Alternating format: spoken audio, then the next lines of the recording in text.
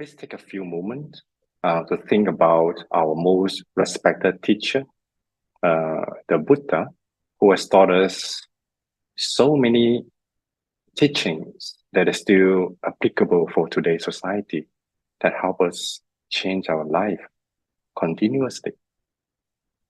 It's about 2,600 years ago, where after spending 6 years of very strict training, the Buddha, at that time, he was still Siddhartha Gautama, the prince. He realized that there was not the correct way. The ascetic life was not actually the correct way of attaining enlightenment. So he decided that he wanted to go to the middle path of taking in food accordingly. And by sitting under the Bodhi tree for, according to the sutra, for 49 days, at the end, he finally realized the root problem of all human suffering. And he also succeeded in conquering his own mind. So this is exactly the method that the Buddha has realized, and he wanted to share with everyone.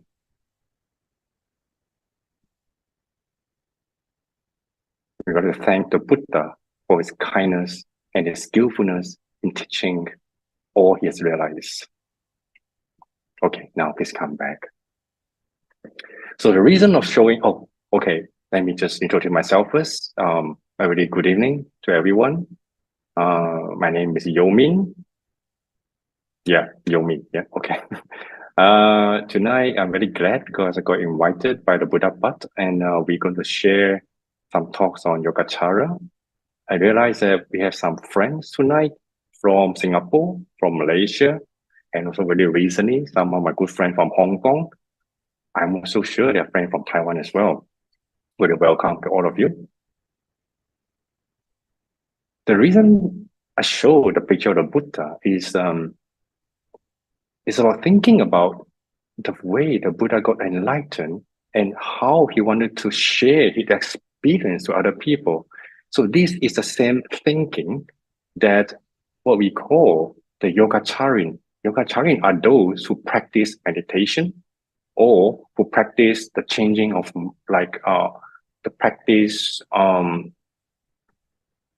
how to transform the mind in a very diligent way since the Buddha's time. So this is exactly what they were thinking about, how to expound and how to explain the process of from being ordinary person like us, going through all the sufferings that we create for ourselves, and then going to step by step, transforming our mind until at the end, these problems and become enlightened. So this is exactly the same thought that all the great teachers in the past, from India, and then to Tibet, to China, and after that to Japan, to Korea. So we call these practitioners Yogācārin. And the reason we will know, we're going to explain what is Yogācārin in the next session. So this is why we're going to talk about the Yogācāra practice in these 4 sessions, right? So the Buddha was actually telling us, yes, the problem that we face 2,600 years ago, there's almost the same here. If not, we are facing more complicated problems. Like, for example, I went to the bookstore just a few days ago, and this is what I saw. This is a popular bookstore. You know that this is a 修养励志. This is for us, in English, it's called spiritual practice, I think. Something like that, yeah? So, or self-improvement. Look at the titles, you know what are we facing today in today's society. Like, okay, if you can see clear enough, we have books on anxiety. The whole rack is about anxiety. I was quite shocked to see that book being put on top of the shelf in the most significant spot in the bookshelf. This shows how, what kind of emotional need that we all require at this time after the pandemic. That's why this is the time that we should learn how to deal with our emotions, our problems, and also how to be more positive and encouraging. Right, and the Buddha also told us that actually the root problem is because we have delusional discrimination. So what are delusional discrimination? Like in personal level, right? We always say that we always have two extreme views. For in personal level, we always think, oh, I'm either beautiful or I'm ugly. So if I'm not beautiful, then I'm ugly. So this is a message that was given by the advertisement. In career, we either successful or we fail. Emotionally, we either love the person, we hate the person. Physical and mental health, like either we are either being healthy or we are ill for some time. And in terms of behavior, we always judge people either doing the right thing or the wrong thing. So this in Buddhism we call it discrimination, 希望分别. And this kind of discrimination actually goes to an extreme. And the Buddha taught us that, yeah, it's neither right or wrong. In most cases, we just have to find the middle path of it. So in the societal level, it's the same. We either think of ourselves, we have high or low academic qualifications. If we don't have a degree, or we don't have even nowadays, we require at least a master degree, then we feel a little bit lower than other people, right? And we always identify ourselves as a male or a female, and we act according to what are expected of us. So how about people who find that they are in between, who are bisexual? These are all the social problems that we are facing today. And I believe that Buddhism have to answer all kinds of questions in today's society. Economically, we have poverty or wealth, races. Either we have we are getting more and more used to us and them according to race. And even standpoints, we love to be people who agree with us, and we don't like to be around with people who are disagreeing with us.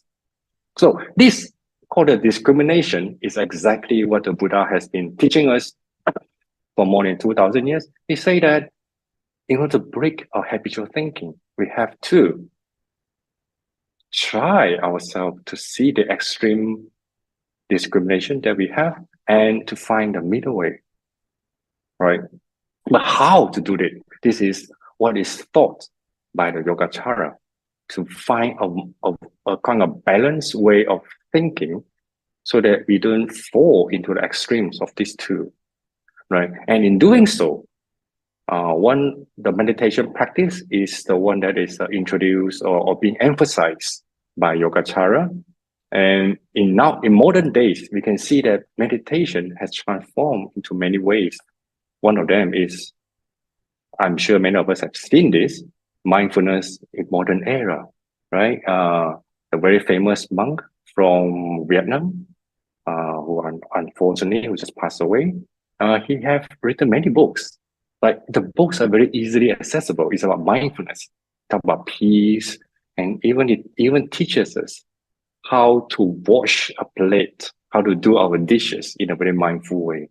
So we have come to a time that we no longer talk about meditation in a very kind of seclusive or exclusive way that is only be done in a temple environment. Mindfulness has become a trendy thing, especially in the Western world, that being mindful in doing many things that help us to deal with our daily life. Even though I look at mindfulness in modern era, like books, one of them is a very famous book by John Kabat-Zinn, who introduced meditation and mindfulness to the Western world. So these are some of the books that he has been writing about, and he was teaching how to use mindfulness in, especially in the medical field, to teach people how to face the anxiety, all kinds of pain caused by sickness. So, and also MBSR, for this is introduced by Kabat-Zinn, the mindfulness-based stress reduction, day stress reduction. So these are many courses that if you go through the 8-week courses, then you learn all most important, like applicable methods that we can use in daily life to help us become more attentive and become more mindful in daily life. All right, so this is a very brief introduction of what meditation and mindfulness has become so popular in today's society. All right, let's go over it very quickly to the course overview. So I know that we have 4 classes. Yeah, today is the first class. And in the first class, I'm going to talk about what is Yogācāra and what is it, how is it connected to cognitive science. And second class, which is next week, next Thursday, you're going to study a little bit about the 8 consciousness.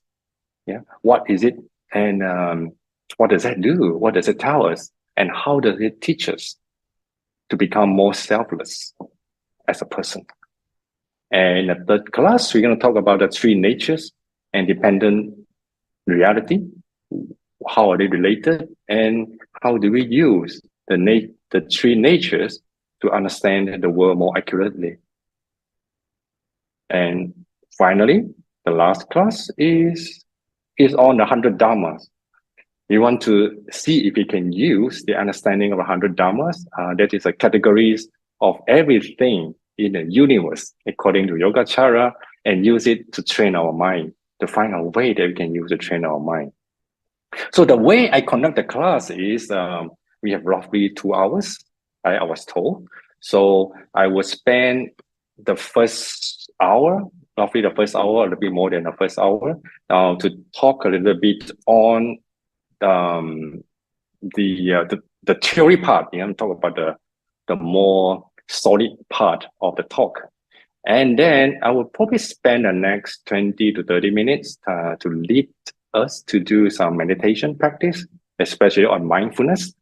I know many of us might have meditation practice before, whether you are the Theravada tradition or whether you are from Chan tradition, even Zen from Japan, even you're from Tibetan tradition. It doesn't matter.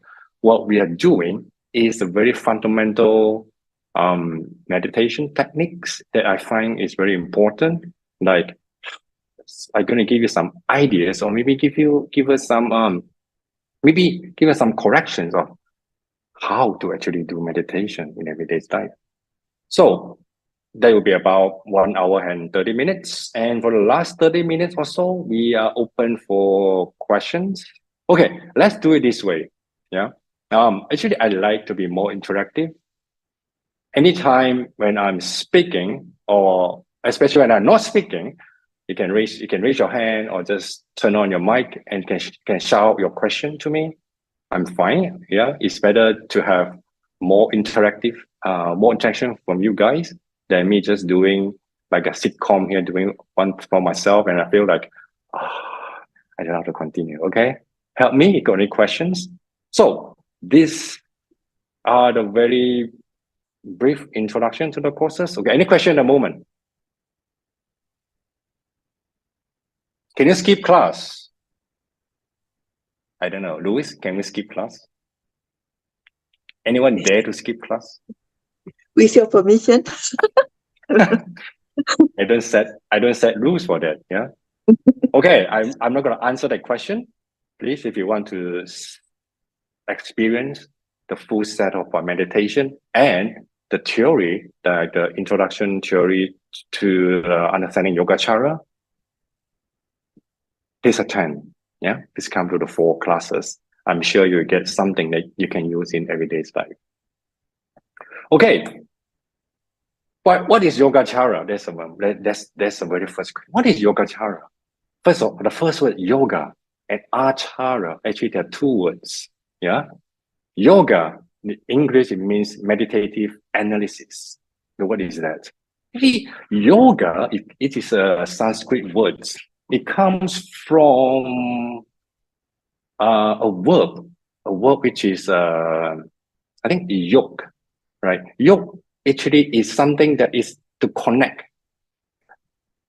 I think I can give you an image of what is a yog is. Like in the old time, in the ancient time, we don't have truck or lorry, right? We use a bull or a cow, and then we have a cart, right, to pull the cart. So the connection between the cart and the string from the bull, that's called a yoke. That means connection. So that is very important. And when it becomes yoga, it still carries the meaning of the yoke. That means connection. But connection to what? Yeah, in today's understanding is to bring our mind or our heart back to our body, to our mind, to our thoughts, to our environment, to be together. So this is the very broad meaning of yoga. So yoga is not just stretching our arms and doing some unbelievable postures, right? There's a very small aspect of yoga practice. But because in Buddhism, yoga means more to the mind than to the body. That means that we train our mind to be connected to our body again, to be connected to our thoughts, to be connected to the environment. So that's why meditation is so important in Yogācāra practice. So it's called meditative analysis. It's not just connection. It's also about how we think about the connection. That's why it's called analysis. We have to analyze how are we connected to the environment. Are we kind enough? Are we being more productive, or are we destroying the environment? So these are things that all included in yoga. And acāra just means, it's a noun, it just means practice. So Yogācāra means the practice of meditative analysis. In short, is the practice of meditation. Meditation is also, in a broad sense, including yoga as a sport and yoga as meditation. So acāra is a very interesting word. I'm sure many of us have heard about the word acharya, right? Asari. So acharya actually comes from the word acāra, because acāra means practice. So when you add acharya, you add the ya at the end, take away the a, add ya at the end, it becomes a teacher. The teacher who teaches us how to practice. So Sanskrit word is very interesting. It's because you can always trace back to a very simple form. And by doing so, we will become more clear about what is original meaning. Like Yogācāra, we call it yuqie, yujia. But what actually does that mean? So now we give us a very clear idea. Okay, so this is yoga and chara. All right, and then what is Yogācāra? Yogācāra is a teaching on karma. We can talk a little about in karma, or meditation, on cognition. Cognition is how we understand things, and path to liberation. All are included in the teachings of Yogācāra. Okay, karma, meditation, cognition process, and how to become liberated. And of course, now we talk about Yogācāra is a school, right? It's a philosophical school of meditative practices aimed at the attainment of liberation. Yeah, this is common sense. And the principal expounders, yeah, who are the very important teachers of Yogācāra since the very beginning. Nowadays, most scholars believe that Yogācāra was founded by Maitreyanatha, who, according to legend, might be a bodhisattva. Okay. Chinese is Pusa. Bodhisattva means that someone who is a sage, who has attained certain level of enlightenment, but not the perfect enlightenment like the Buddha, but who still have a little bit of superpower. Just put in, right? Very layman term, yeah? So Maitreyanatha, according to the studies by many scholars, he might be from that legendary figure, or he might be actual person who was a teacher. They're not sure. But anyway, he was very important, right? Most very important text was passed down by him. And then his student Asanga, yeah, and Asanga brother Vasubandhu, and these are all from India and all the way to Naga. Naga is Chenna, right? If you are studying Chinese Buddhism, you might have heard of him, the name Naga and Stiramati. Of course, when we come to the most important figure in Chinese Buddhism is Xuanzang, right? Xuanzang went to India, right? If you watch the movie 西游记, right? 西游记 is a fiction, but it's based on the real account of why and how Xuanzang went to India. He wanted to get the authoritative text of Yogācāra because he found that in the Tang Dynasty, the text he was reading and was studying, who passed down from his teacher, if he realized that they were not complete. So he decided and make a wish. He wanted to get all the Yogācāra texts from India, and he did. So when he went back to China, to Chang'an, so he composed the 从唯识论, right? 从唯识论 is become one of the most important Yogācāra texts in Chinese Buddhism. So he founded the fascination. Okay, so this is a very kind of a basic introduction to Yogācāra. All right, keep going. Okay, so and then Yogācāra, we talk about Vishnapti mantra, 唯识. We talk about 瑜伽师地论, then talk about 唯识. So what is 唯识? Actually, it comes from the term, the Sanskrit term, Vishnapti mantra, right? So basically, it means consciousness only. Yeah, nothing but the transformation of consciousness. Okay.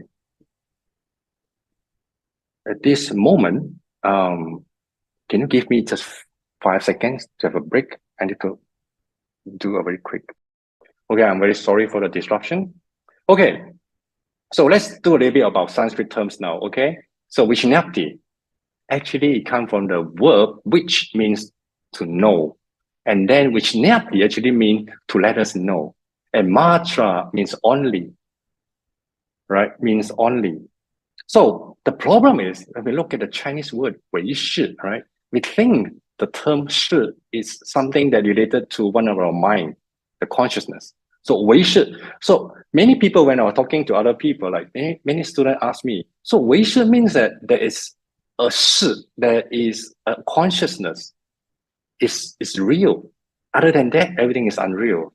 Is that correct understanding of Vishnapti mantra, the 唯识? No, actually it's not.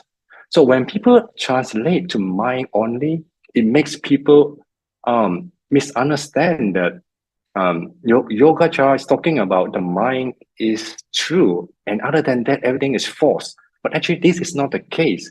If you look at a Sanskrit term in this time, Vishnapti is an action to let us know what we know, right? What is expressed to us, what's shown to us. So he say that actually Vishnapti mantra, 唯识, means that what we know about the world is what is projected to us. We have no control about. Everything comes from, okay, a very deep subconscious. We call alaya vijnana, that we're going to talk about in later class. So this is the true meaning of 唯识, of Vishnapti mantra. So why I'm going to mention it here is because even when I was first studying Yogācāra, I thought that, Yogācāra talks about the mind is real. But it's not. Even at the end, Yogācāra will tell you that even your mind is false, it doesn't exist. It's empty, it's sunya, it's sunyata, it's emptiness.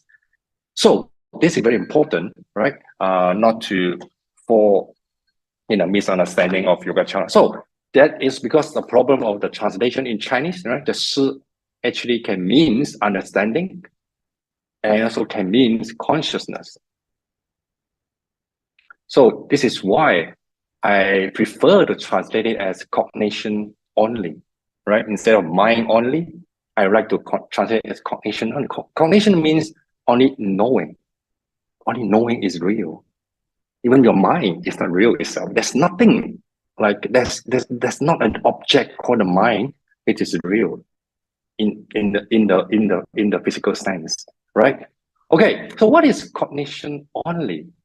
Now, okay, it says that whatever we see or whatever we feel, whatever we know actually comes from our own interpretation. Right? I see a beautiful view. I feel, wow, it's so beautiful, it's so serene. And for some other people, you say, well, it's too many mosquitoes. And for other people, it's just too hot. I'd rather stay indoor. So everyone look at the same thing, they have different interpretations. So that is what we call cognition only. All right, I love this poem. It's by Yogacara Min, right? I read to you. If the best I could. 结如在人境，而无车马喧。问君何能尔？心远地自偏。采菊东篱下，悠然见南山。山气日低驾，飞鸟相与怀。此中有真意，一变以忘言。Okay, what does that mean? Well, help yourself. I love this translation by Charles Miller. It's beautiful. He said, I built my hut amid the throng of men, but there's no din of carriages or horses. You ask me, how can this be? So when the hut is remote, the earth stands aloof, plucking chrysanthemums by the eastern hedge. I see afar the southern hills. The mountain air is fine at sunset. Flying birds return home in flocks. In this return lies real meaning. I want to explain it, but I lose the words. Why this is important is it talks about the kind of mindset. So when we are truly engaged with the nature, we see everything that happens in the nature has a meaning in it. It's not just a bird flying home, but it's like you become part of the nature and you can enjoy the environment so much that you have no words to describe what it's about. Yeah. This kind of mindset is actually, in a way, that it represents the Yogācāra thinking very well, that cognition only. Like I just said, everyone seeing the same scenery has different interpretation and understanding. I remember in a sutra, there's a very good metaphor to talk about this. They say that when, let's say, I'm drinking a cup of tea, right? For me, this is a cup of very delicious tea. It's pu'er, right? It's a Seng pu'er from 1980. It's more than 40 years now, so it's very delicious. But for human being, the sutra said this is tea, right? But for people from the heaven, right, they see the same water. For them, it's like not just a water. It's more like you call it 琉璃. What is English? Is 琉璃. Glasses, very beautiful gems and glasses. But for the beings in the hungry ghost realm, they see water. It's like fire, right? They see the same water. What they can see is fire. They cannot drink it. The way they drink it, it burns their lung. So this metaphor is exactly what they explain in Yogācāra philosophy. There's no such thing as a water by itself, right? There's something there, but we're not sure what it is. Depends on who and what standpoint we're looking at it. Then everyone receive it in a very different way. So you ask me, so what is it to do with our daily life? Yeah, many things. How we see things, how we have our mindset, how we think what is right or wrong. As we said before, we always see things as either right or wrong, depending on our own way of thinking, our habit. I remember when I was in Japan. Yeah, I was a very good monk, right? I was in Japan. So there was one time I was in a bus, and the bus was filled with people. So I know that there are some seats, right? Actually reserved for elderly people or people who are in needs. But that time, everybody was sitting on the seat, right? And then there was an old guy who stepped in the bus, but nobody was moving. Not even a young guy sitting in a courtesy seat. He didn't move at all. But at that time, I was a little bit kind of like upset, right? I was like, how could this be? You know, this is not a civil society. This cannot be. So what I did was I stood up, right, and then I squeezed myself through the crowd, and then I moved, and then I stand in front of that of the elderly people of the elderly guy, and I say to him, "Come, take my seat." I show him. I even point where I was sitting, like quite far away, and then out of my surprise, he stared at me very angrily, and he didn't say a word. He just looked away as if I wasn't there. I was shocked. I was like, I wasn't the right thing. You know, I should be thanked instead of being like receiving this kind of negative feedback. I didn't understand. So at the end, I asked my Japanese friend, why was that? And then he told me that, oh, you don't know. In Japan, you don't give seats easily especially to elderly people. Why? Why? Think about it. Because of pride, right? Pride. For Japanese, the ability to move, the ability to be independent is very important. But my acts of actually going to them and giving away my seats to them is actually quite insulting to them. So that's why I'm saying that what I was thinking was the correct thing to do. It turned out to be something quite insulting to other people from other culture. So what is right and what is wrong? In this case, I mean, yeah, in many things in our daily life, we have all these experiences about what to do, when to do the right thing, and how to do it. So this is exactly what is taught by Yogācāra. What is right, what is wrong is based on many circumstances, right? It's based on conditions, based on cause and effects, and there's no set rule of telling you what is right and what is wrong. All right, so that is cognition only. And of course, yeah, when we see someone that we don't like, right? I'm sorry, this is in Chinese. Oh, let's say we see our housemate, you know, been living here for 2 years, like, oh, I hate this guy. Every day we go in the morning and see the same guy. So yeah, I hate this one. So sorry, someone has a question? No? Okay. So it's just say that, yeah, this comic means that the idea of disliking somebody actually comes from our own thinking. It's something that we add on to what we see, right? Because we believe this person is not a good person. I don't like this person or the characteristics, whatever he did. So all this hatred and dislikeness is all coming from our own heart, right? So in Yogacara, we say that we only see the images in our minds. Yeah, we hate other people. It's because the hatred is in our mind. It's not out there. This is what's said by Yogacara, right? In 华严经 also say that 性如工画师，画种种五音，一切世界中无法而不造。Say that for our Tamsaka Sutra, it said the mind is like a skilled artist, right? Painting various forms of the 5 aggregates. The 5 aggregate is what makes us a human, right? We'll talk about it later, the 5 aggregates. So these are human. So there's nothing that it does not create in all realms, in all worlds. That means that the mind creates everything. So this is why in Yogacara, we talk about cognition only.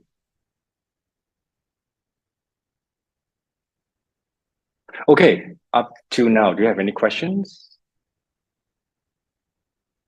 I think we have questions in the chat box. Should we deal with them later? Or what do you think? I think there's a couple of questions. Maybe we can take them at the end of the session. Yeah, okay. Okay, let's continue now. But if you get bored of listening to my voice, I mean, just stop me and read out a question, and I'll definitely cooperate with you. Okay. All right. But Yogacara, now we're talking about, wow, so great Yogacara. Wow, we should learn Yogacara, right? I hope now I convince you to learn Yogacara. But why is it so difficult and why is it not widely known? Okay, tell me, any one of you who have first come to learn about Buddhism, when was that you heard about Yogacara or Wei Shi? Was it the first time, the second time, or never heard of it? At least for my case, I didn't know Yogacara. I didn't know what was it until I became a monk. Until I ordained and became a monk. It was something that I didn't hear very often. I was learning chant. I learned meditation. I learned how to chant the morning and evening sessions. I only get in touch with Yogacara when I was learning in Taiwan. I was going I was doing my master degree in Buddhism. Then only I started to learn about Yogacara. But so why is it not popular? Why is it difficult?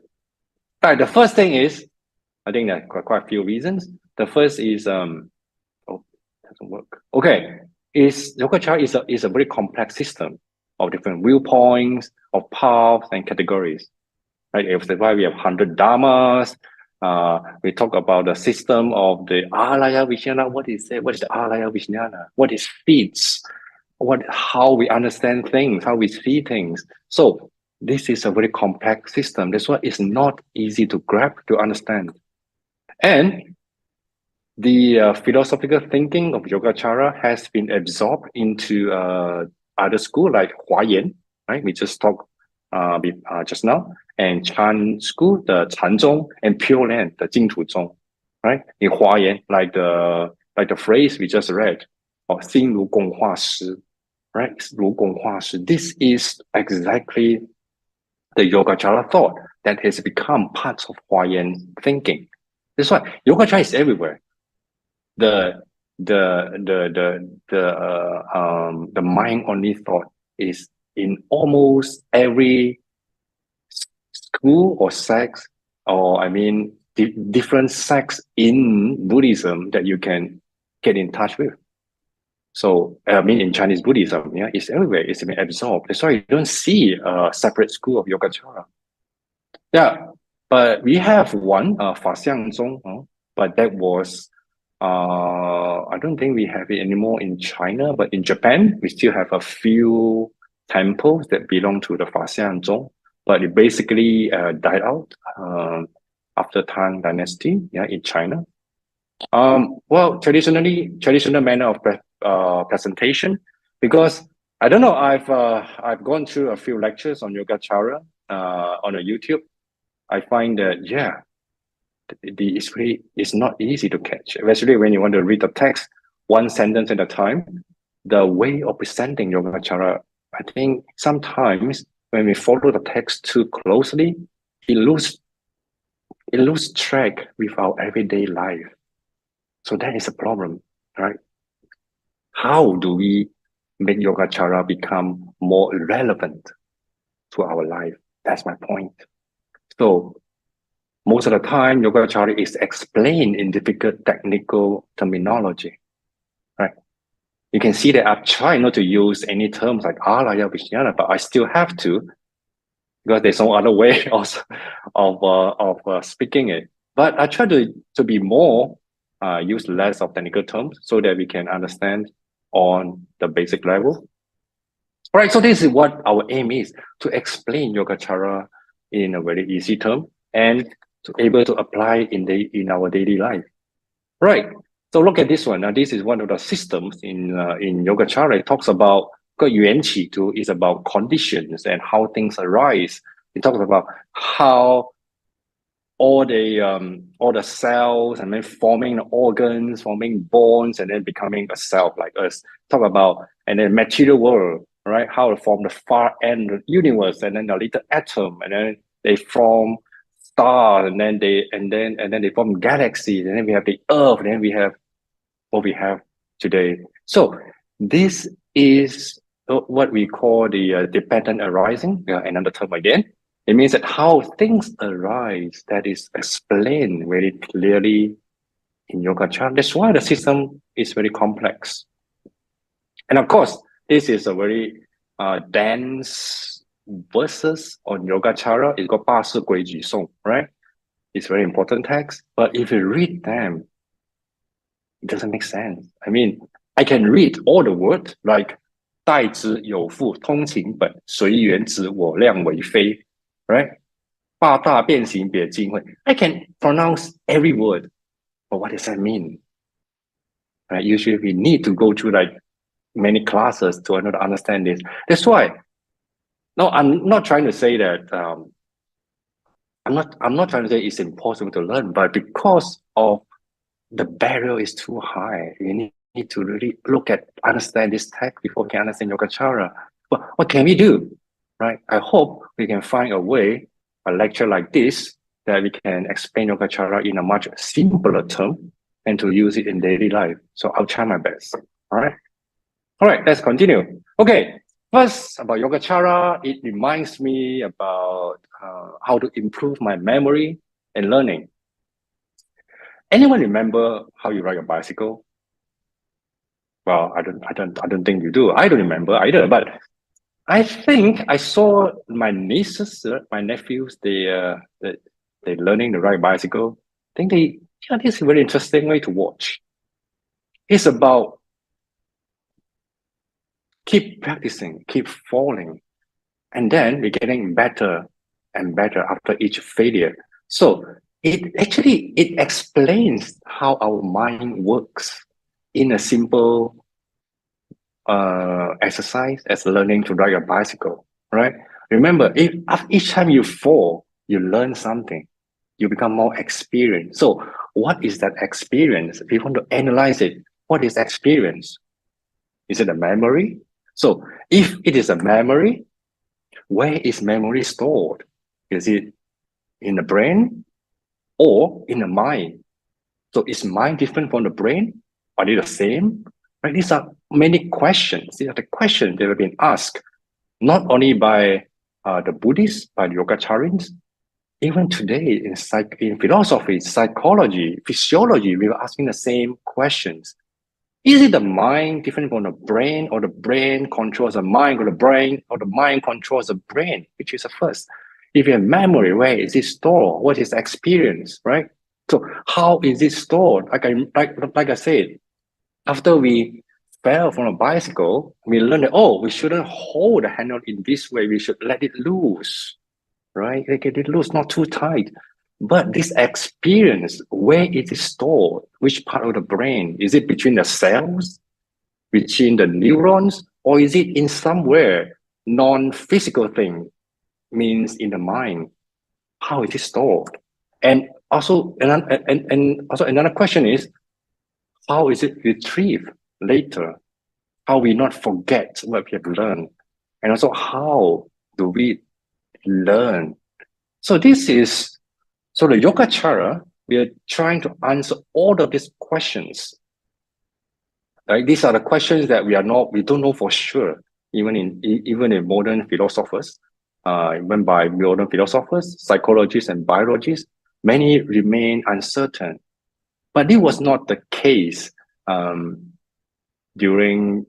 especially during the 6th to 12th century in India, where the Yogacara, the school of Yogacara, we're trying to answer this question definitely, right? Where is it stored? How is it stored? What is experience? How we retrieve them? How do we learn? How do we improve? How do we get rid of our suffering? So at the end, lead us to enlightenment, like the Buddha. So these are the questions that has been answered by Yogacara. But I'm not saying that they give the definite answer. Like this answer sometimes can be can match like the latest scientific findings.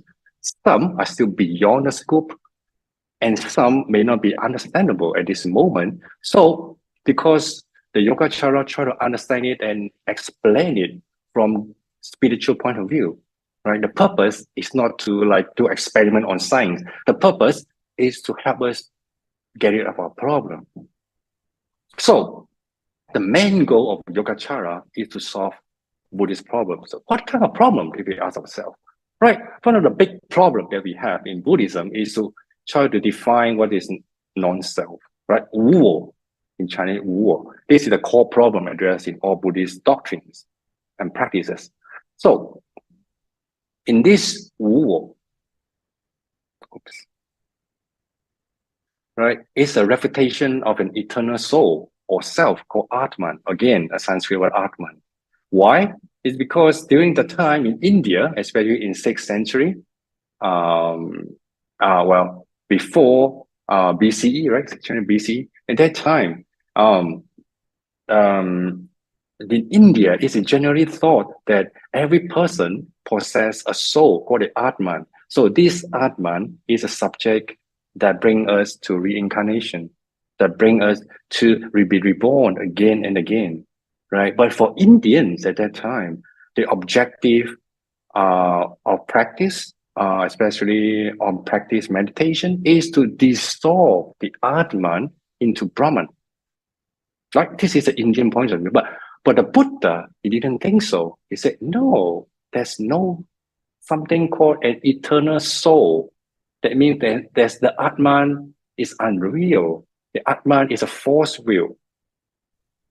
Right? So the Buddha has tried to refute it. And throughout like 1,000 years and more, all his students were trying to refute this way. So we have and then when we come to the time of Mahayana Buddhism in Yogacara, the Yogacara has do a very elegant categorization, right, of how the whole body is, how the mind works, how the physical body form, and how many different parts or different sections we have in a whole body that form a self.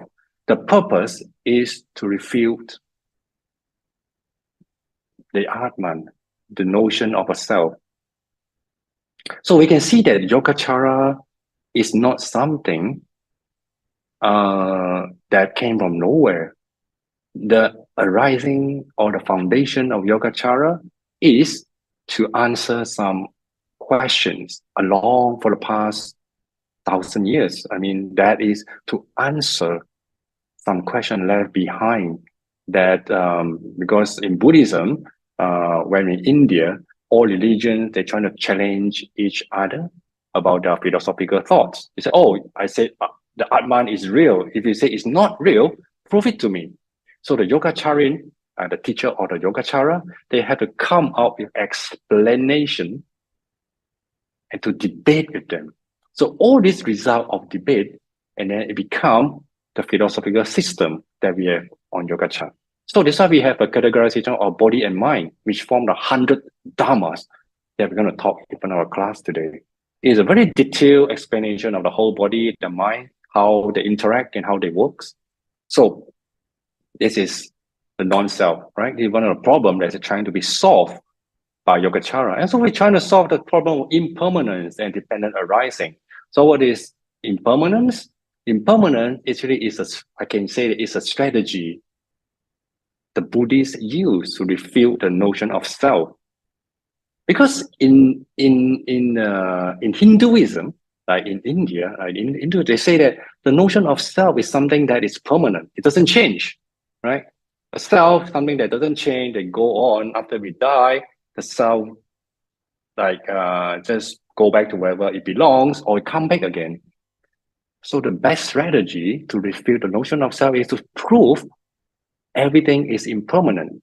Everything appears, disappears, like that, right? So this is actually being proved by quantum physics nowadays. We all know that in quantum physics, we know that all matters is in a continual state of flux. It's energy, right? Energy becoming atom, and then atom material become energy again. Like the very famous Einstein's formula, E equal to mc squared. E is energy, M is material, right? So energy, material is changeable. So that means nothing is permanent, right? So this forms also a very evil weapon in today's, right? The atomic bomb. This is how it was formed, because a little bit of material can become such a huge energy that can destroy everything. All right, out of the talk. So this is about impermanence, right? So the Buddhists say that the soul is permanent and unchanging. That is why a soul doesn't exist, right? So this is the talk of impermanence. And then we talk about dependent arising. Okay, we're going to talk a little bit later. What is dependent arising? Because everything is impermanent and everything that comes into being is a combination of causes and conditions. All right. So every living beings, we have everything that live, like you and I, we are just a gathering of physical matter and sensory, perception, emotional, and psychic forces. No, nothing else, right? So the Yogacara contribution, how to answer this? We say that the Yogacara introduces the idea of seeds, right? We can talk about this later. What is a seed? It's a very beautiful metaphor in Yogacara that explains why everything is impermanent and then how you and I appear in this world. It try to answer that question. Right? We'll see how in the later class. Okay, so this is the view of the dependent arising. Yeah, if you have time, you can go into Google and look it up, starting from ignorance, and then to mental formations, so the past courses, all the way to 12 links of dependent arising. Well, check it out if you have time. All right. So then we're trying to have right view, right? See things as they truly are. Remember, like the Buddha said that, oh, everyone has delusions. We see things that's not they truly are. So the Yogācāra, or especially in generally Buddhism, in Buddhists, we try to practice to see how things truly are. And the right view is the first element in the Eightfold Path, right? So this is the view of the Eightfold Path. Well, the first one is the right insight, or we call the right view, right? The most important thing is to see things as they truly is. So the Yogacara, the way the Yogacara contribute to Buddhism is that instead of just in the part of right view, we have introduced the three natures to explain how the environment interact with each other, how we see the environment. And then we also have the 100 Dhamma to explain everything that's in the universe. So this is the Yogacara's point of view about the universe. And of course, karma, right? Karma, talk about karma in Buddhism, the universal law of cause and effect, as I say, the Einstein law of conservation of energy. So it's, we know that when we do good things, you get good result. If you do bad things, you do better. But it's kind of obvious, right? But it's also very problematic. It's because how do we explain the process, right? I'm sure we have seen from drama very often that the rich and bad people, they always stay rich and bad. Well, of course, at the end, right, they have bad consequences, but it's a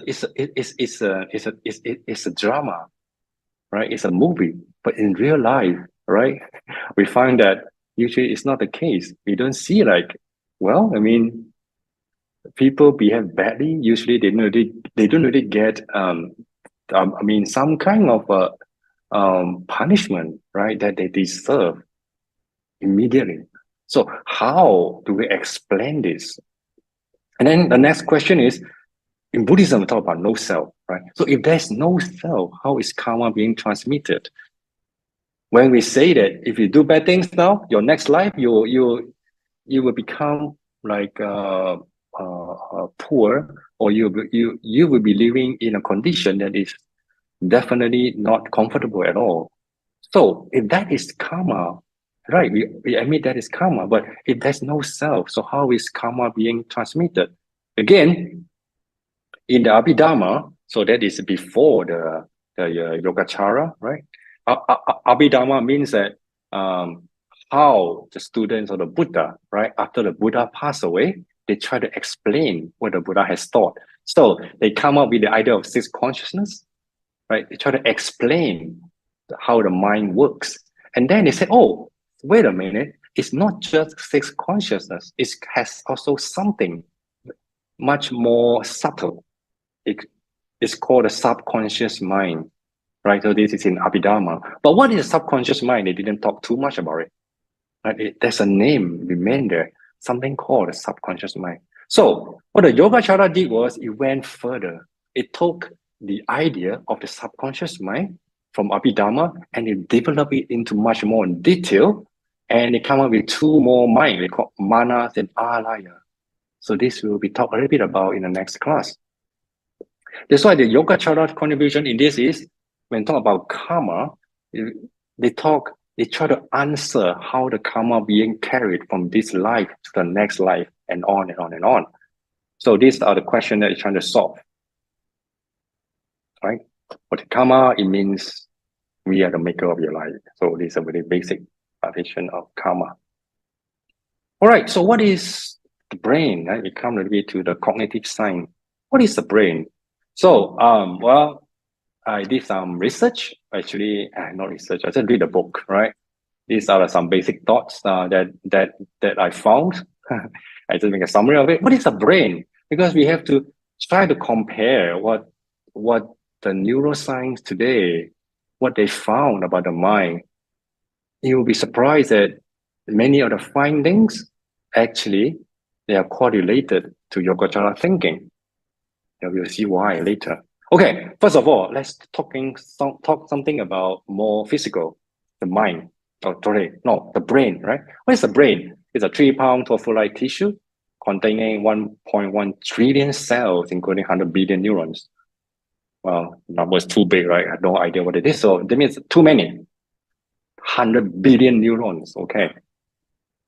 And each neuron, okay, not one neuron, receive 5,000 connections from other neurons, all right? They connect to each other in 5,000, connections. So many. So a neuron fires 5 to 50 signals a second, keep firing. Imagine how many signals going through our mind, even at this moment. There'll be trillions of signals going through our mind while we are listening and staring at the screen, right? Our mind, our brain and mind never rest. So each signal is a bit of information. It regulates our stress response, the knowledge of how to ride a bike, and also it forms our personality, right? Who we are, how we react, how we speak, how we deal with people. So these are our characteristics that they form.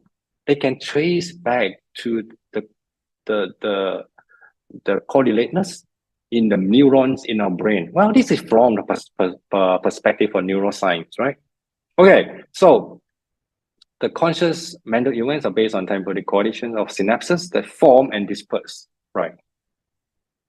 The correlations, right? The connection, we talk about the 5,000 connections from this neuron to the neuron. They say that they form and disperse.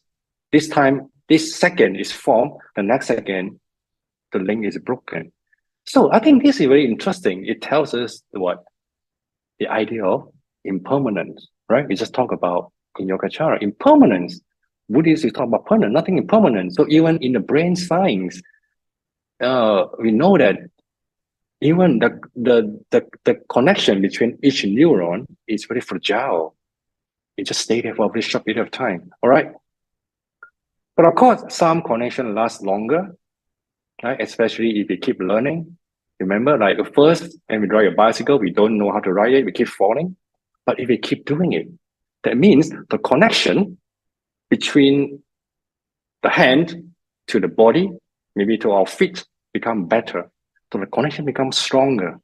So that means this is why we means by practice makes perfect, right? And this is exactly what is meant by Yogācāra practice. We keep doing meditation every day, even 10 minutes a day or 5 minutes a day. Keep doing it. And then after a period of time, the connection of our brain that connects to calmness, happiness become stronger, right? So this is proven by neuroscience that how it's explained physically. Well, I think it does. Well, the brain interacts with the world, which is shaped by the mind. Right? The mind actually, right, shape the brain. Of course, the brain also shape the mind. So these are two-way things. So the mind and the brain system is inseparable. So what I want to say here is, in Yogācāra, we talk about the mind, not the brain, right? Because Yogācāra is not about the neuroscience. It's about the mind, about how we think. So, but the neuroscience only talk about the brain, right? Psychology talk about the mind, but the neuroscience talk about the brain. So it's more physical. Whatever they can measure a signal from a neuron. They can see a neuron under a microscope. So that is physical. But the mind is not. The mind is spiritual. The mind is not physical. So I believe that by combining or learning what Yogācāra say about the mind and what neuroscience say about the brain can help us have a better understanding of how to deal with our mind and ourselves. So this is the purpose of showing you this. All right. And at the last part that I want to talk a little bit about is what the Buddha thought. Actually, in the whole course of his teaching, some say 45 years, some say 49 years. It's fine. So you can categorize them into three parts. One is virtue, one is concentration, one is wisdom. So everything we talk about in Buddhism can be categorized in these three: jie, ding, hui. All right. So it's a very broad categorization that we have to remember. Whatever we learn, try to put it into each part. Okay, what is jie? In a general term, virtue is about how we regulate our actions, what we say, and how we think, right? What we do, what we say, and how we think. How we regulate these three things to create benefits for ourselves and for others. Others include the environment, the society, the whole world. So this is the point of virtue, right? This is taught by the Buddha. And about concentration is the skillful use of attention in daily practices, right? The use of attention. Nowadays, what we need is attention. Wisdom, understanding the causes of suffering and the path to liberation. So these are the three categories of the teachings taught by the Buddha. And by knowing this, when we start to learn Yogācāra, we can put them into categories. Because Yogācāra talked about how we regulate our actions, and then it also teaches how to have more, increase our attention, and also how to understand the causes of suffering and how to end them. So teaching Yogācāra includes all these three aspects of the Buddha's teaching. It's a complete set of teaching. All right, 1 hour has passed. Now we talk a little bit about introduction to mindfulness and meditation. All right, right now, I don't know, do we need to pause me? Go for a quick question. Anyone couldn't stand anymore and like to yell out the question?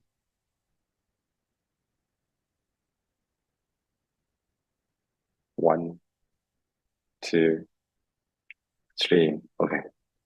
Give me one break.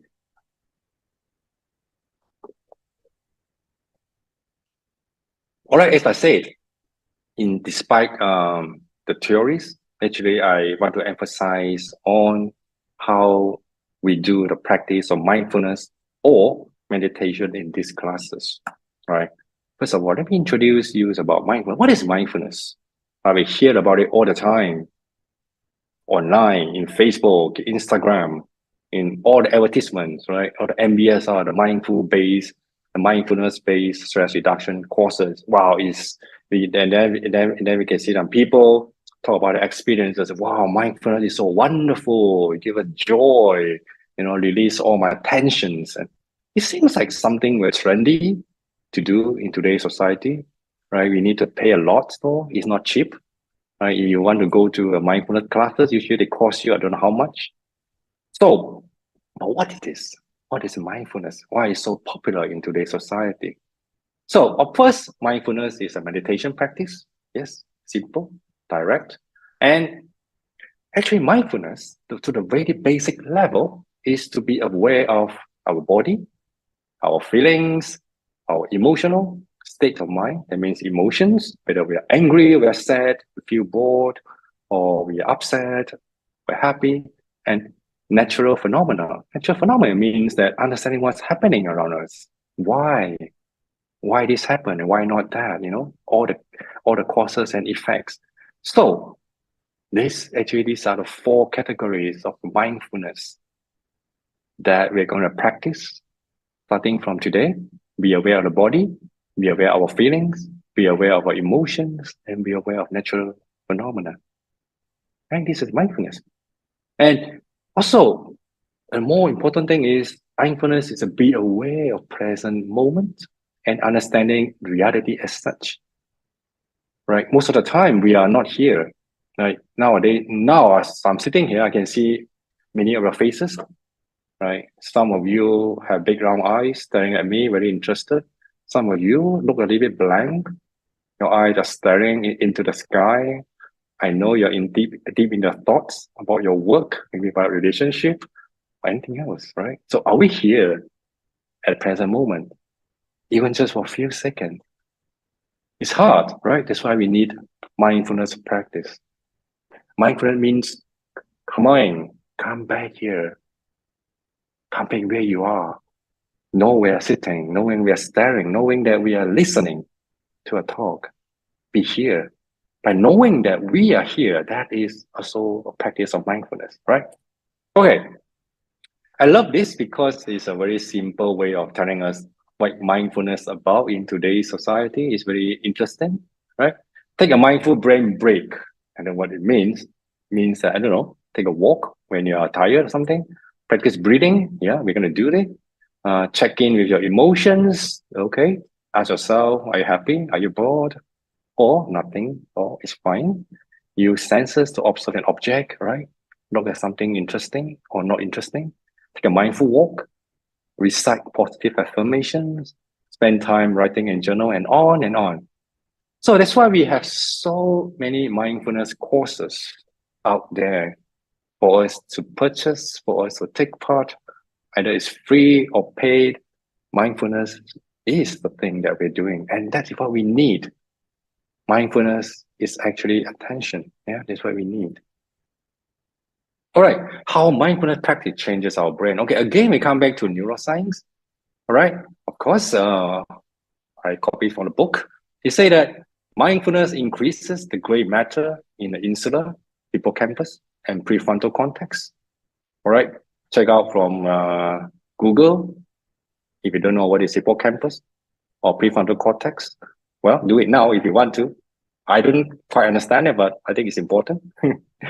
Also, improve our psychological functions of brain regions associated with attention, right? Attention, it improves our attention and compassion, right? Empathy. It's interesting. It's interesting. Compassion is not something born. It's something that you can practice by being more mindful to ourselves, to people around us. We have the feeling of compassion toward others. Right? That's why it improves that. And it decreases stress-related cortisol. Right? It's a kind of hormone that increases stress in our body. But being mindful actually reduces the release of this hormone in our brain. And it strengthens the immune system, right? So common sense helps with insomnia. And I think insomnia means couldn't get sleep at night, right? Anxiety, phobias, eating disorders, you name it. Mindfulness is wonderful. All right. So this is the brain, right? Reduce anxiety, reduce depression, increase tolerance, increase memory, increase awareness, goal setting. I hope the study from neuroscience give us more reason to practice mindfulness. All right. So being mindful, okay, come back again, simply means having good control over our attention. Attention, okay? Please pay attention to this word attention. Having good control over attention. Why? Because we can place our attention wherever we want and it stays there. So when we want to shift it to something else, we can. So having control means that if we want to pay attention to anything, we can. Or if we want to take our attention away, we can. We are in control. But nowadays we are not in control. Isn't it true? Okay, try yourself. Tonight, before you go to bed,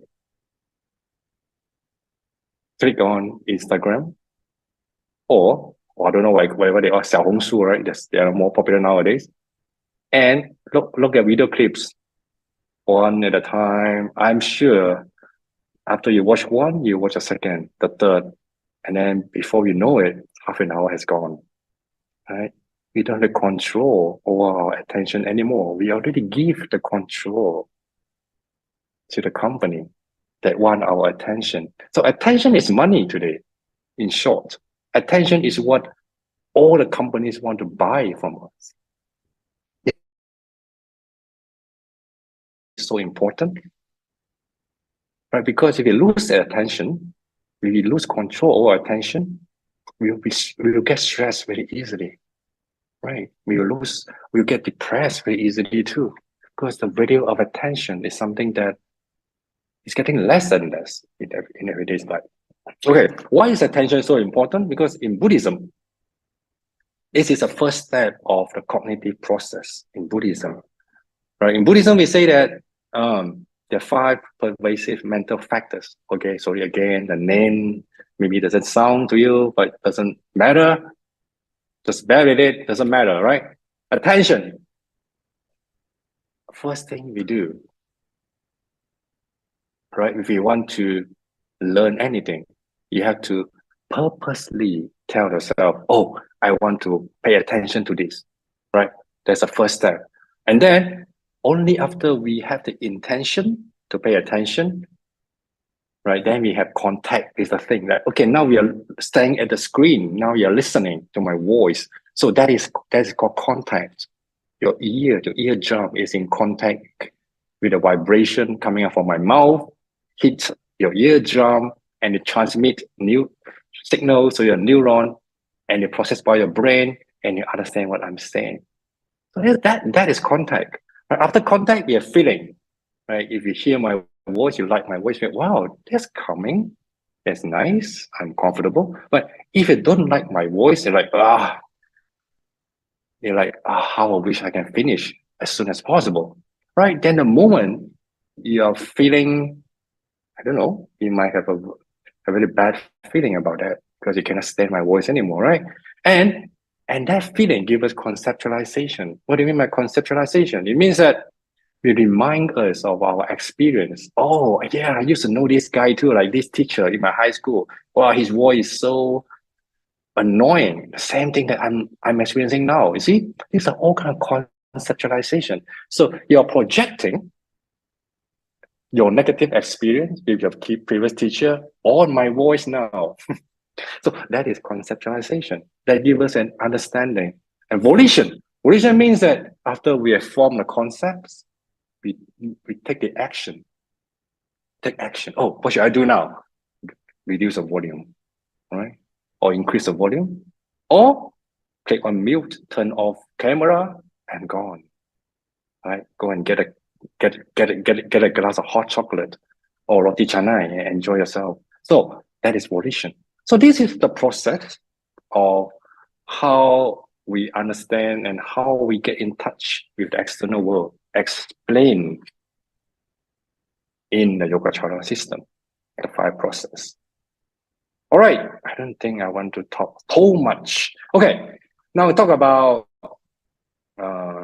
okay, this is just a very quick survey. Yeah, you know, like FOMO. Have you heard about FOMO? Fear of missing out. Yeah, we were talking about just now attention, right? Why do we don't have enough attention nowadays? It's one of the reasons.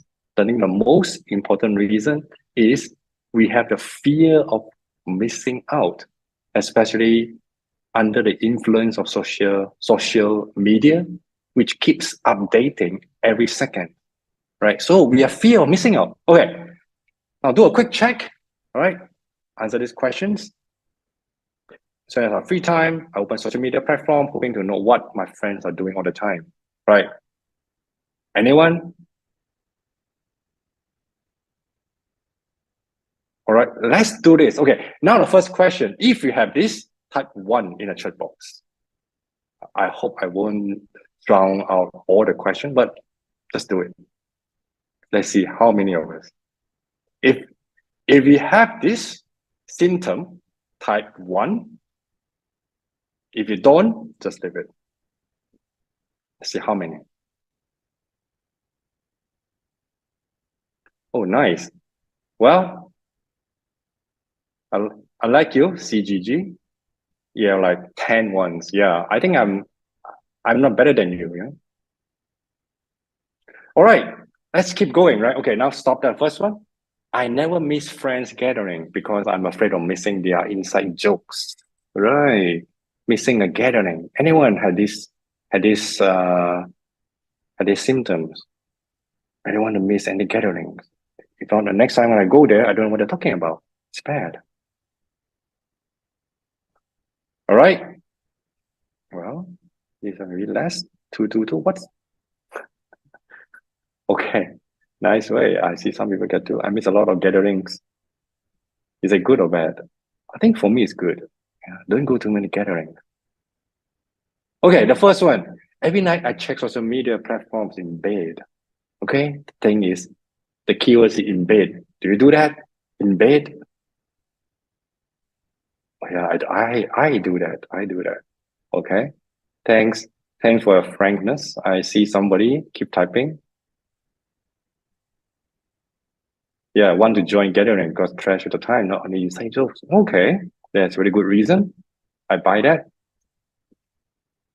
Okay, the next one. The first thing I do every morning is to check social media updates. First thing in the morning. Actually, I do. Yeah. All right, and the next, I feel that other has better experience than me. All right, hold on. And the last one. Once away from social media, I fear becoming an outcast. Anyone has closed your Facebook account before or Instagram account? Yeah. Do you dare to close your Facebook account or Instagram account? Or maybe you want to come back some other time with different names, different identity? Yeah. So this is, yes, you're planning to do, okay? For some time, for whatever reasons. So this is what making us becoming by having less and less control or attention, right? We are selling our attention to buy entertainment. So that is what we're trying to express here. All right, I hope we have a little bit understanding of what is formal about. All right. All right. So as promised, maybe if you take the next 10 minutes, I'm going to lead a very simple meditation that we're going to do. All right. Okay. Give me 1 second. I want to play music. Oh.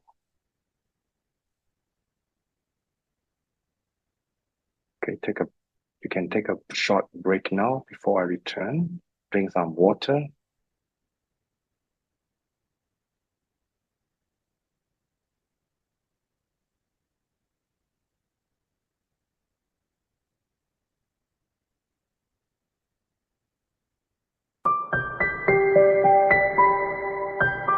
Can you hear the music? Is it too loud? Maybe this is better. Okay. So this is what I like to use.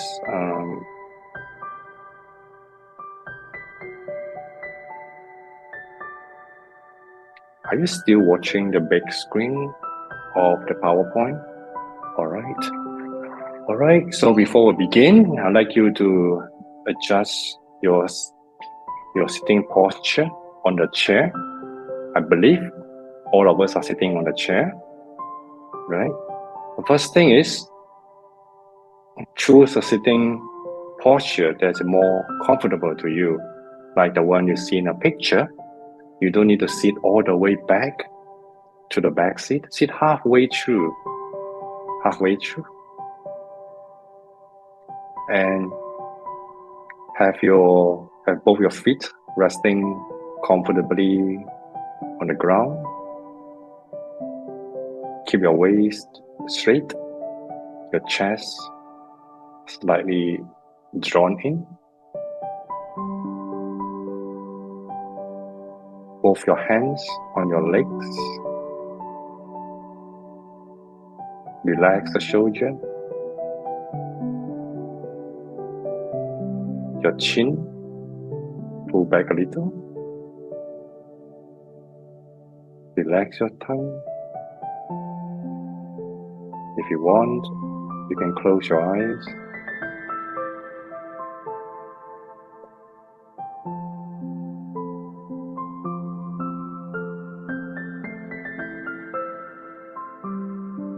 Right.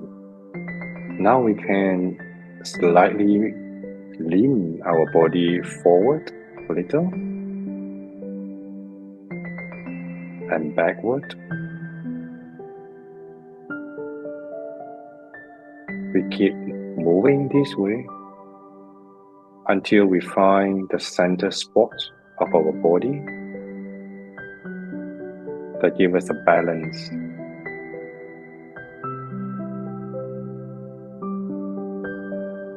Once we found it, we stop and we move slightly to the left, to the right. We try to find the center point of our body that can maintain our position for a long time.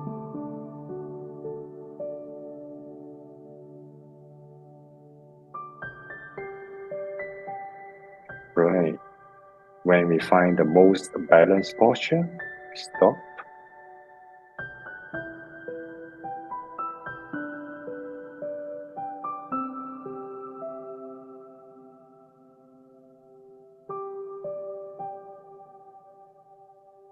Now we slowly take 3 breaths.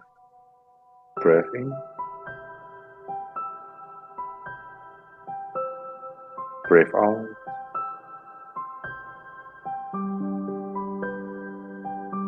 Breath in again. Breath out.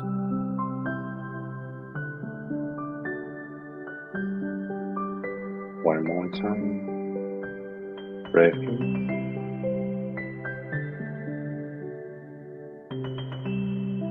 Breath out.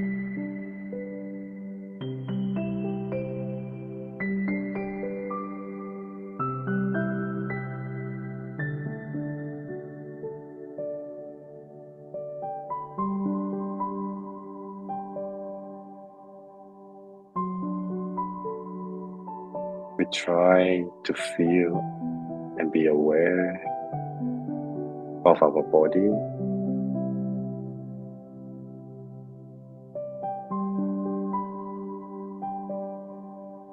We feel if our body is relaxed. Starting from the top of our head,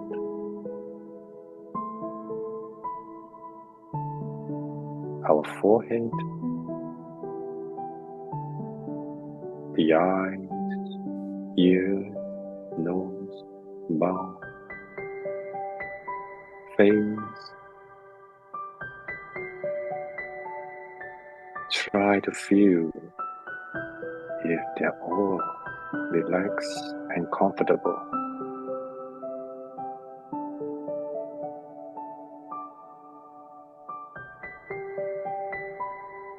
We put our attention to our neck, our shoulders, the arms, elbows, palms, fingers.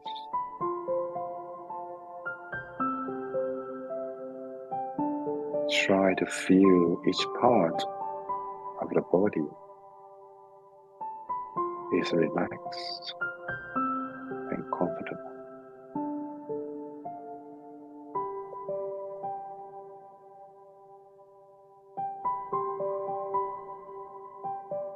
We don't need to force the body to get relaxed. By just paying attention to each part of it, it will relax by itself.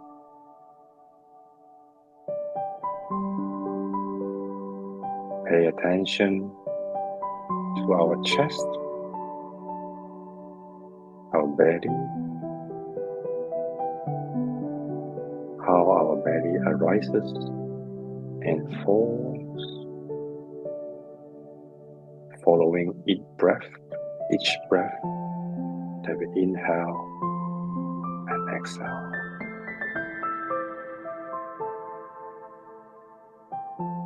Feel the sensations on the belly when it arises and falls.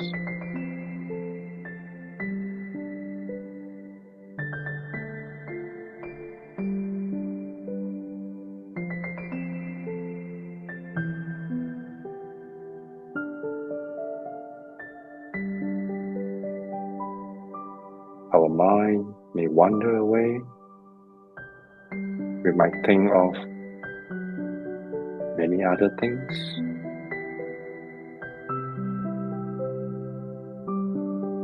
It's okay. Every time we realize our mind is off, just come back to feel our body, to feel if it's relaxed.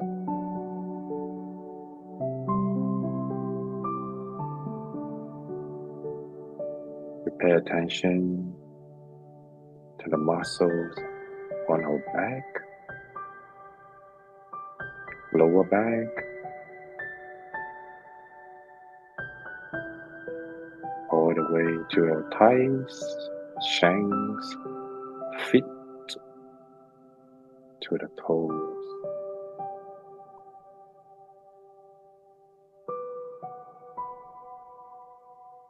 The mind is where the body is.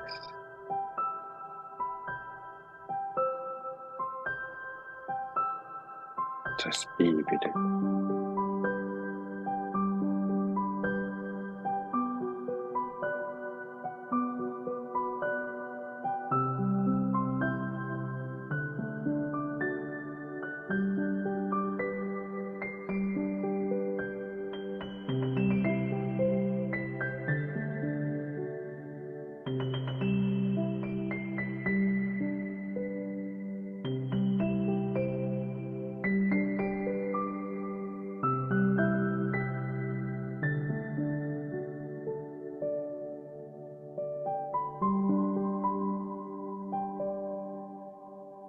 Now we gently put our attention to our breathing.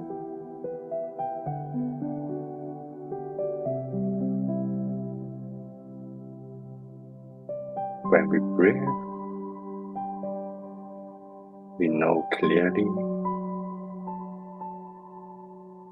that we are inhaling and exhaling.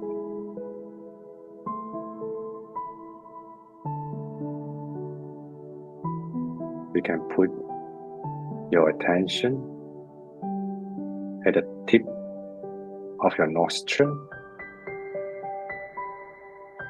or if you want to, you can focus on the movement of your belly when you breathe in, breathe out.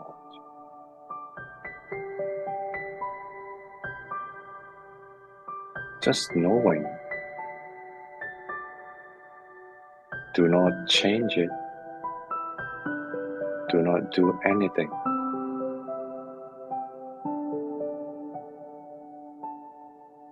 Just know I'm breathing in,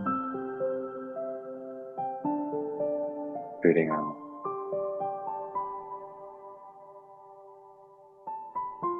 Breathing,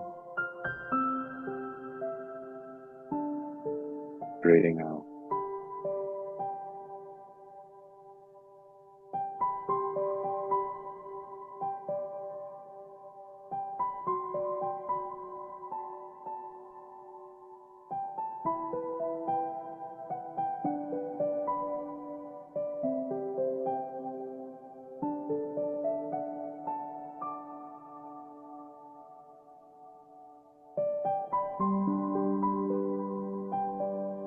If you want, we can count our breathing. Every time we breathe out, we count 1,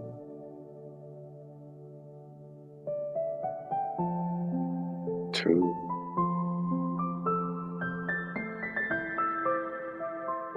all the way to 10.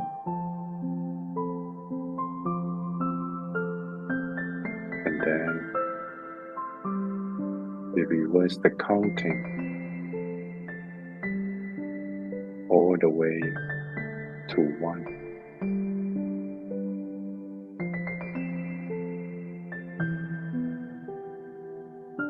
Every time we breathe out, 1,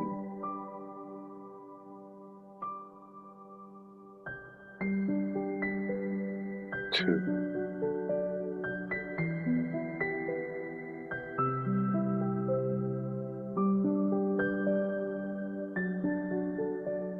3, and so on.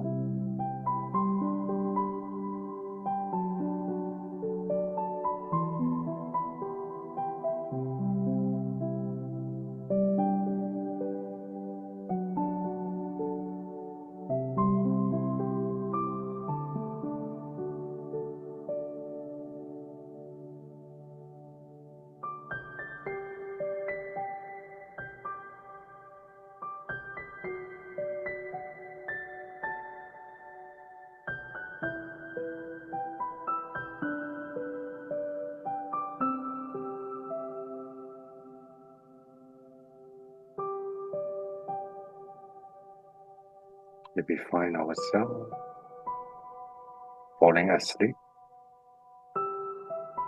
it's okay. Just come back to our breathing again and again.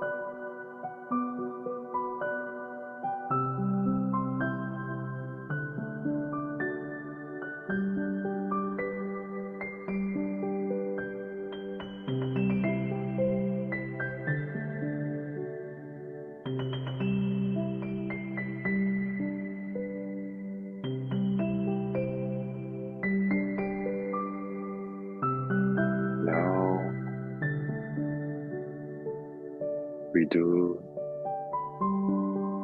3 more deep breaths. Breathe in,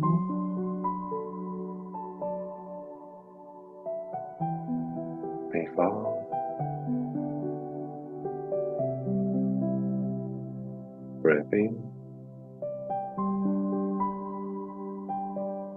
breathe out. One more time. Breathe in, breathe out.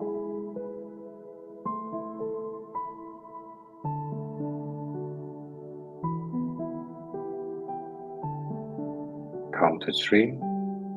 3, 2, 1.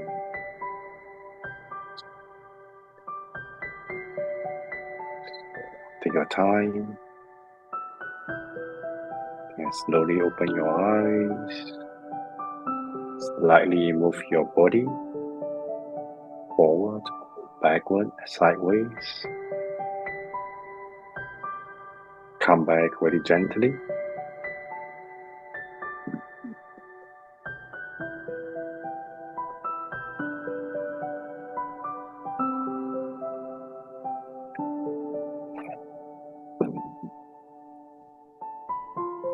Yeah, some of us will start doing stretching now.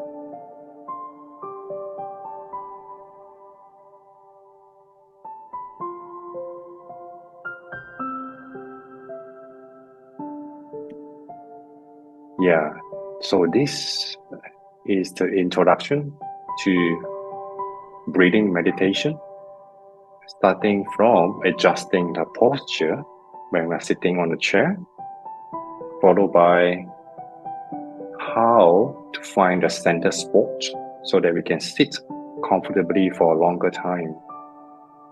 And then by doing the body scanning, we can very quickly relax our body, which we can get a very good rest for just 10 minutes. But the most important part is the breathing meditation that trains our attention to focus on one thing at a time. I hope that helps. So just do a very quick survey. If you find the practice, you can follow the practice and you can feel you are relaxed, please type 1. If not, maybe you think the method is too quick, type 2. Then I will know what kind of problems that we are facing and we can discuss a little bit about it. Okay. Thanks for your responses.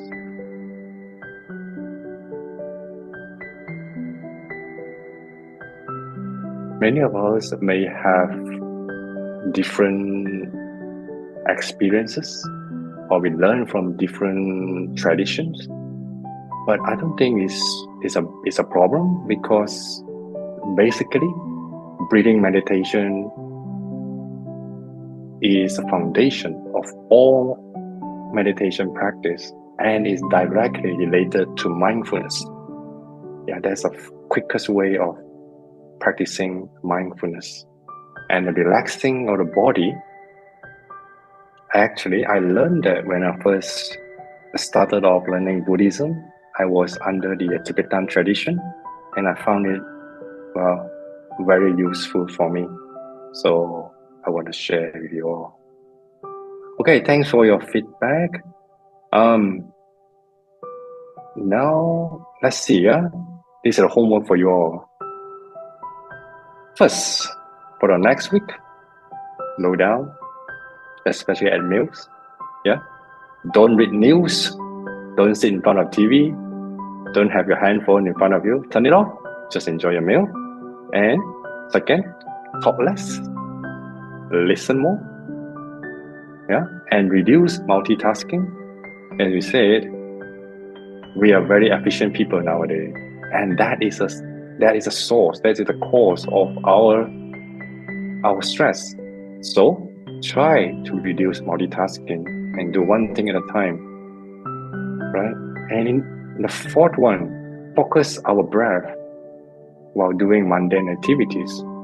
Mundane means that like when you're washing dishes or walking to the place of work, or we are riding in an MRT, right? Take a few minutes, a few seconds, just to remind us, I'm breathing in. Oh, I'm still breathing. Breathing out. That's a wonderful experience to know that we are still breathing, right? And finally, most important, we'll try to do sitting meditation, like what we just did, about 10 minutes a day. If you don't have time, even 5 minutes is not bad, right? Try to make it your daily practice for at least the next 7 days. And next week, when we come back, we'll go to another practice of meditation, which based on this as a foundation. So please, do your homework. All right. Do we go to questions? I think I don't know how much time we have, probably 10 minutes. Yes, Venerable, we can do questions. We have total of 3 questions. Okay, good. Yeah. So the first question is, what's the difference between yoga and vipassana? They sound similar. Because you were saying yoga sounds like meditative analysis, and I think vipassana is somewhat similar. Yeah, yoga is a more general term, it's an umbrella term. Right? You remember the definition of yoga we had in the beginning? Yoga, it means just any meditative analysis in meditation. That is called yoga. So vipassana is a form of yoga. Yeah, vipassana is one of many methods in meditation. So yoga is an umbrella term of doing meditation. I hope that answers your questions. Okay. So the next question is regarding the alaya vijnana. So Yeah. the question is, the eighth consciousness, the alaya vijnana, the alaya is like a warehouse, me that stays with me throughout all my life. Maybe I've misunderstood, but correct me if I'm wrong. Does the alaya vijnana contradict with non-self since it's like a me? Another Contradicted with student non-self. Okay. student commented that it's about 因果业力 karma. Mm. Okay, I think I saw your questions. Three consciousness is like a warehouse, a me that stays with me throughout all my life. Maybe I have misunderstood, but correct me if I'm wrong. Does anyone be? Wow, this is a very good question. You know, this question has been with many great teachers for the past few hundred years. Actually, you know, one of the reasons Yogācāra comes out with the alaya vijnana, is to try to answer the question of reincarnation, as you just said. If we say that when the Buddhists say there's no me, so how is reborn or reincarnation possible without a me? So the alaya vijnana is the answer to that. Alaya vijnana is not a me; it's a storehouse with all we call the seeds. Seeds with we have a wholesome seeds, unwholesome seeds, and the seeds that are neutral. So it's not an I in a sense that is contradicting the notion of many religions. They say, oh, there's a soul, right? Like let's take for example, many religions say that there's a soul within us. A soul is something that's eternal.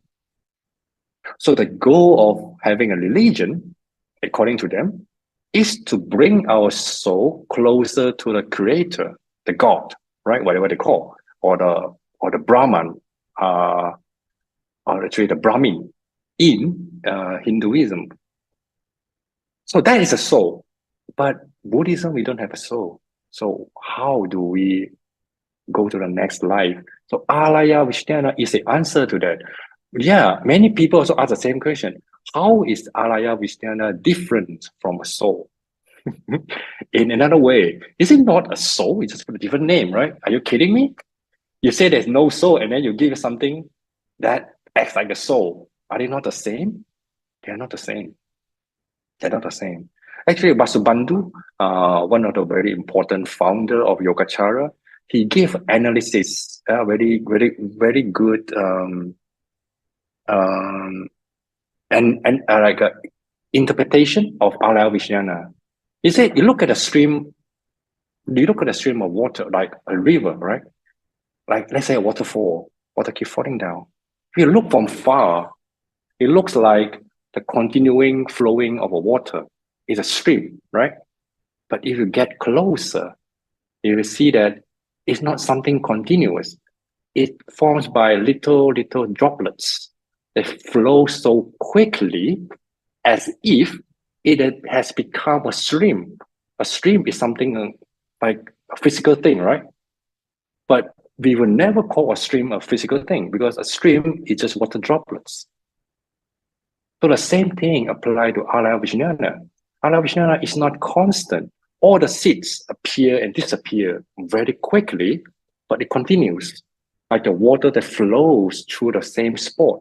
The moment this water droplet passes, the next one comes. So just come and go, as if it is the river is continuous, like there all the time, but it's not. It just keep arising, ceasing, dies out. So this seemingly continuity is the alaya vijnana.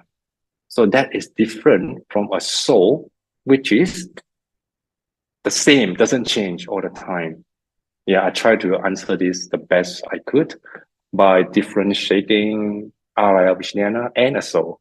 So this is the Yogacara answer to the no soul theory. Yeah, I'm glad you asked this question. This is a very big question that we have been facing for a long time. So Yogacara, nowadays, there are still some scholars in the West who still think that Yogacara is nothing other than another name for the soul. So they have their interpretation, but we are not going to the detail into that. Yeah, it's a theory that I think is quite sensible for me. Okay, more question? Yep. So one of the students asked if it's possible for you to share the slides that you've prepared. How do I share? Maybe you can send it over to us, then we can share it with because we have a group chat, then we can send it to the chat. Oh, okay. I will give you the maybe the PPT in the PDF form, smaller, then you can share with them. Sure, Okay. no problem. Thank you. Oh, we just have another question from CGG. Is this theory from the sutras or was it made up? So alaya vijnana is not like a reservoir, but rather a term to talk about how the karma is stored in a non-existent thing. It's both a reservoir and a storage. Yeah, the same thing. But rather a term to talk about how it's a reservoir. Okay, you're right.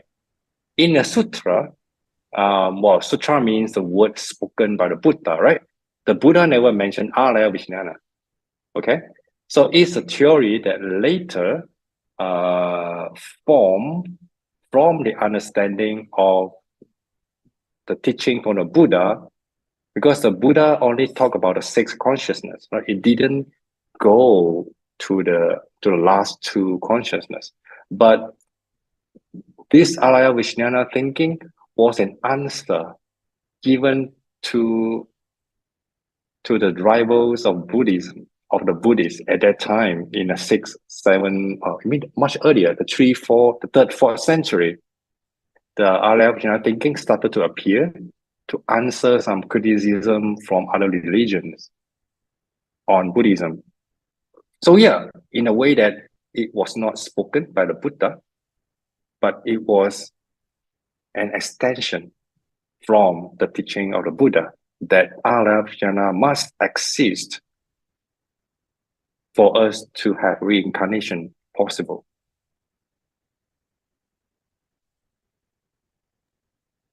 More question? Yep, we have another question from HL Yen. This person asked, does Yogacara posit that the mind does not truly exist? And how can we have cognition only when the mind does not truly exist? Thank you. Okay, that is a hard question. Yeah, the mind does not exist in a way that it is not something physical and permanent, right? How would I frame it? The mind is, well, I will come back to the stream, right? Can you say the stream exists or does it not exist? Right? It It's the same exists. question. Yeah, but does it exist? Does it exist in the way that we see it? Perhaps not. Maybe the term stream is itself a made-up word, right? What is a stream? A stream is not real. A stream is just a continuous flowing of droplets. The same thing. What is a mind? Right? A mind is nothing but a continuous flowing of thoughts. So in this sense, the mind is not real because what we have is just thoughts, one at a time. So all the thoughts, when they are joining too quickly, it becomes a mind. So basically, the mind itself is not real. It's just like a stream. A stream is a concept. So the mind is also a concept. At the end, what we have is just a thought that comes and go, appear and disappear very quickly. So that is thoughts. Thoughts form minds. So in that sense, a mind is not real from Yogacara point of view. Well, I don't want to go to emptiness. Emptiness is too big of a topic and it can cause confusion. Is it preferable to practice mindfulness while seated? Can we do it while standing? Yeah, of course. You can do it laying down, you can do it while standing. I do all the time, standing meditation.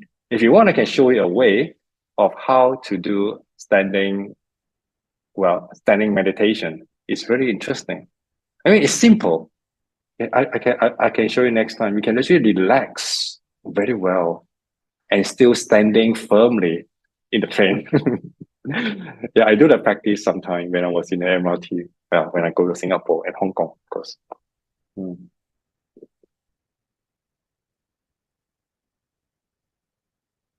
Okay. Is that all? I think that's all the questions for today. Maybe Venerable you can lead us in doing the dedication of merit. Okay, good timing. Right, I will do the dedication of merit in quite a different way. I will show you a song written and sung by Venerable Hengshu. I'm sure many of you have heard of Venerable Hengshu.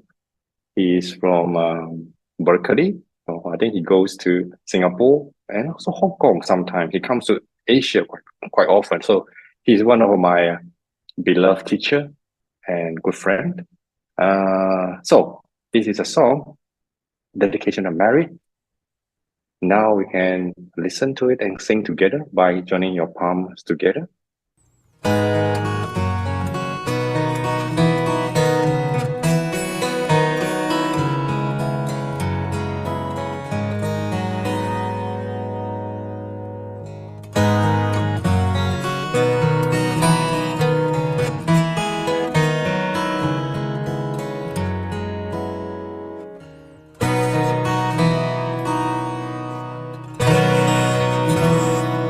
May every living being, our minds as one and radiant with light, share the fruits of peace with hearts of goodness, luminous and bright. If people hear and see how hands and hearts can find in giving unity, may their minds awake to great compassion, wisdom, and to joy. May kindness find reward, may all who sorrow leave their grief and pain. May this boundless light break the darkness of their endless night. Because our hearts are one, this world of pain turns into paradise. May all become compassionate and wise. May all become compassionate and wise.